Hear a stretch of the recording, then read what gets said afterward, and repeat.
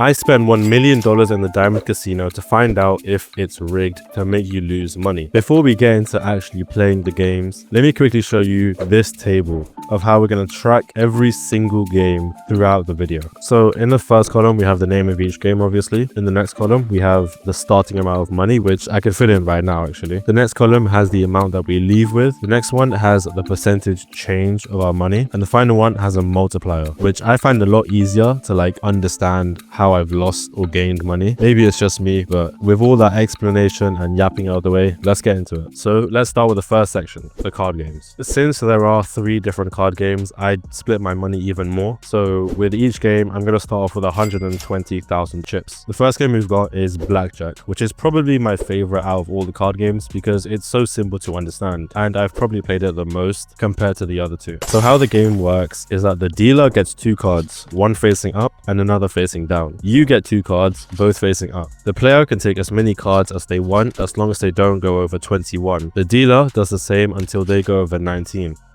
So with these simple rules, all I did was spam max bet and trusted my instinct completely. And trusting my instinct worked extremely well, resulting in me leaving the table with 370,000 chips. That's an increase of about 208% or a multiplier of about 3.1. So I basically tripled my money. This was mainly because I won like 5 times in a row and I called it quits because I knew not to push my luck. So I was editing the video and I just realized that you're not subscribed. So press that huge white button under the video, leave a like, leave a nice comment, and enjoy watching the rest of the video. The next game we have is Roulette, and let me tell you, it's so much more complicated than Blackjack. I mean, there are 3 whole pages of rules in GTA, but after reading them about 20 times, I think I got it. So let me try my best to explain it to you guys. This part of the board is called the inside, which lets you bet 5,000 chips as a maximum.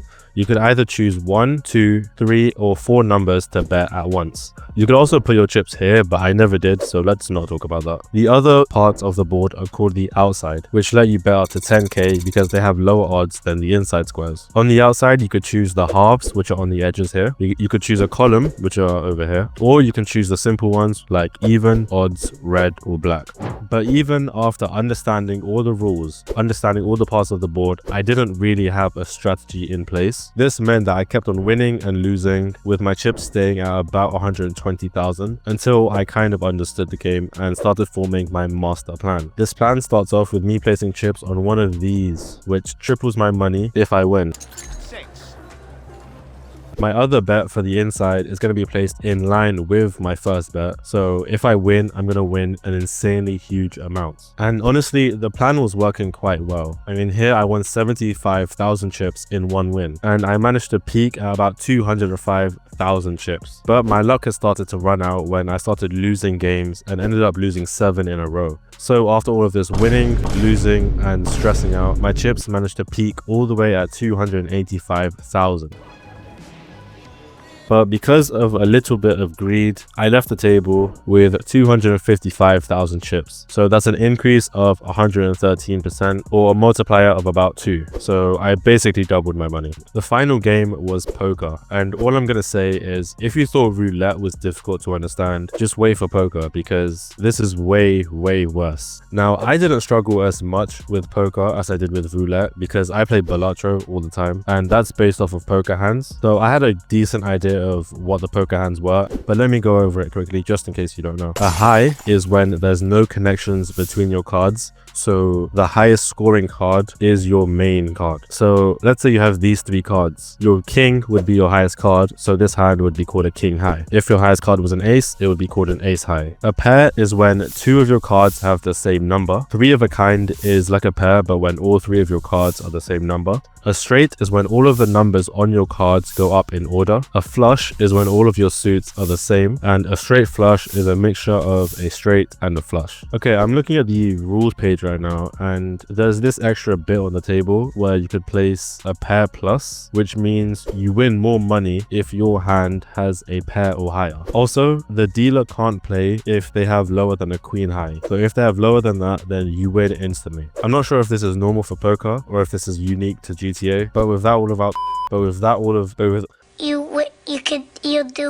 But with all of that out of the way, let's get into how I actually did. So I started playing and started off really well, getting up to about 290,000 chips. And poker seemed really easy. So I just started out maxing out all of my bets and, oh, I lost. Okay, that's fine. I still have a lot of chips left. Let me try again. The dealer has a straight. I lose again. That's fine. I still have a lot of money. What? Again? Come on, man. This has to be a joke. How does this keep happening to me? So I took the hint and got the heck out of there, leaving with 42,000 chips, which is a loss of 62% or a multiplier of 0.35. The next main section of the casino are the horse races that happen on the left. And the way I'm going to split my money here is pretty simple. Half of my money is going to the horse with the best odds, which means I have a better chance of winning, but I have less money if I win. The other half goes to the horse that I choose. So they're going to have lower odds, which means there's a lower chance of winning, but my reward is going to be so much higher. So for my first half of money, I started betting on the best horses, and I swear this felt like forever. And honestly, I was close to just taking a break when the announcer said this to me. Remember, gambling is a worthwhile pastime. So I kept on playing using this picture as my motivation, and I kind of felt like I was pushing my luck a little bit too far, as you can see here. Also, this trumpet sound made me want to bang my head against a wall. After fixing the wall I broke with my head, I ended with 335,000 chips, which is an increase in about 90%, or a multiplier of 1.9. So after all that, I moved on to betting on random horses. My plan was not to bet the max amount because I did expect to lose a lot more races, and honestly, my plan seemed to be working well. I mean, I got this huge win.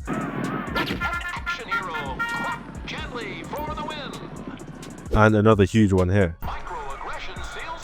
But that was it. In a literally half an hour of playing, I only got those 2 wins. These 2 wins left me with 129,000 chips, so a loss of 26% or 0.7 to be multiplier. The final session we have are these slot machines, which are completely based off luck, considering the only thing you could do is spin them over and over again. I mean, I guess the only choice you do have is choosing the correct machine. So let's go over a couple real quick. The first one is Vice PD, which has a jackpot of 100k. The Space Rangers machine has a jackpot of 250k, which isn't worth it. So I settled for the Deity of the Sun and the Diamond Mine, which both have a jackpot of 500k, and they let you bet the largest amount out of all of the other machines.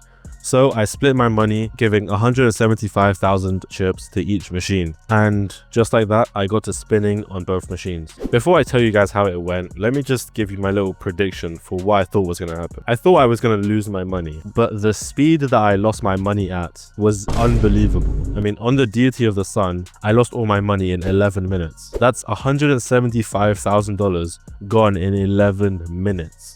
For the Diamond Mine, it was no better. I lost all my money in 14 minutes, which is insane to think that I just lost 350k in about 25 minutes.